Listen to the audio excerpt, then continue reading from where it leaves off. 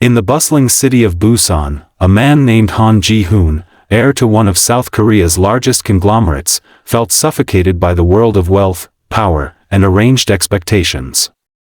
Tired of women who only saw his fortune, Ji-hoon decided to test the truest form of love, the kind that sees the man, not the money.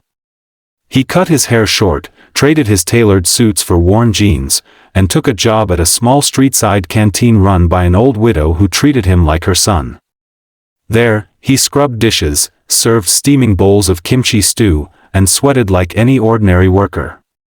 One evening, while rushing orders, Ji-hoon bumped into Seo Eun-ha, a gentle young woman from a struggling family. Eun-ha, despite her hardships, carried herself with warmth and grace.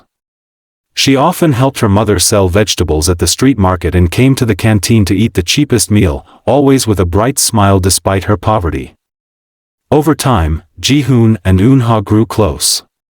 He admired her resilience, she admired his humility and kindness. What began as laughter over spilled soup and late-night walks near the harbor turned into something deeper. But Eun-ha's family discovered the relationship and was enraged. How could you date a poor canteen worker? Her older sister sneered.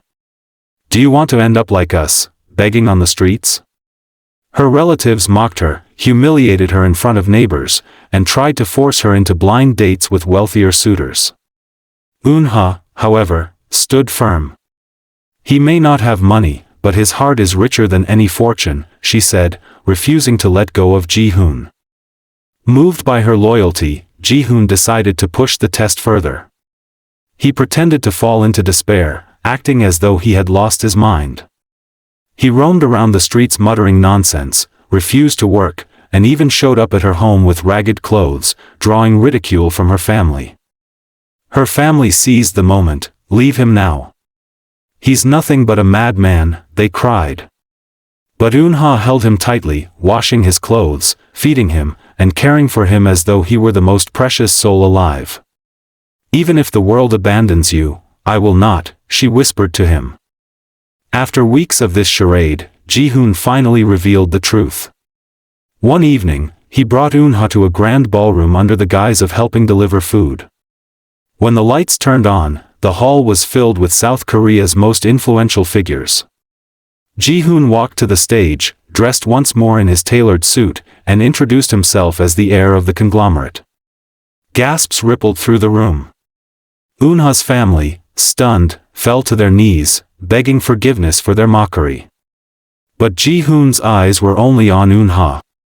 He knelt before her and confessed, I tested you, not once but twice. I needed to know if your love was for me, and not for wealth or pride. And you passed every test. With tears in her eyes, Eun-ha embraced him.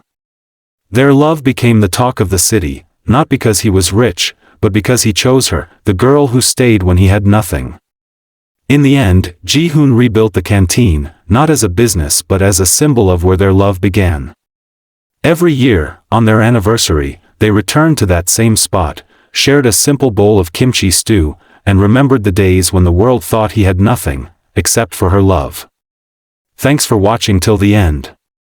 Please subscribe, like, share and comment.